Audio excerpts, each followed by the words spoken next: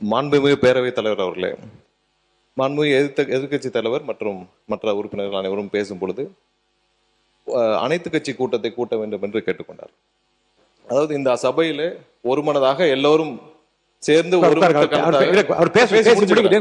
அனைவரும் சேர்ந்து கருத்தாக உட்காருங்க. அவர் பேசி முடிக்கட்டும். இல்ல, நான் பேசி முடிச்சுக்கிறேன்.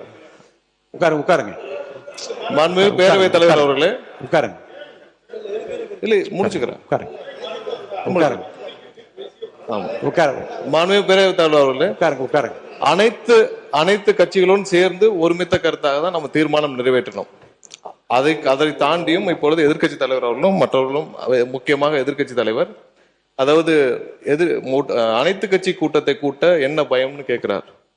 3 வருடங்களாக யாரை பார்த்தும் பயப்படாத எங்களுடைய தலைவர் இதுவரை எந்த பயமும் யாரை பார்த்தும் எந்த விதத்திலும் பயந்தது கிடையாது. 3 வருடமா நீங்களும் அதான் பார்த்துட்டு இருக்கீங்க. யாரை பார்த்தும் பயம் இல்லை. ஒரே ஒரு விஷயத்தை சொல்லிக்கிறோம். நாளை, அதாவது எங்களுடைய முதலமைச்சர் சார்பாக நாளை டீலிமிட்டேஷன், அதாவது முக்கியமான பிரச்சனை, முக்கியமான பிரச்சனை டீலிமிட்டேஷன் சார்பாக அனைத்து எம்பிக்கள் கூட்டத்தை முதலமைச்சர் கூட்டியிருக்கிறார்.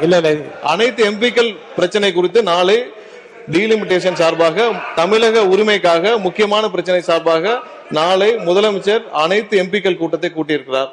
அதற்கு திமுக எம்பிக்கள் கலந்து கொள்வார்கள் என்பதை எதிர்க்கட்சியை தெரிவிக்குமாறு கேட்டுள்ளார்.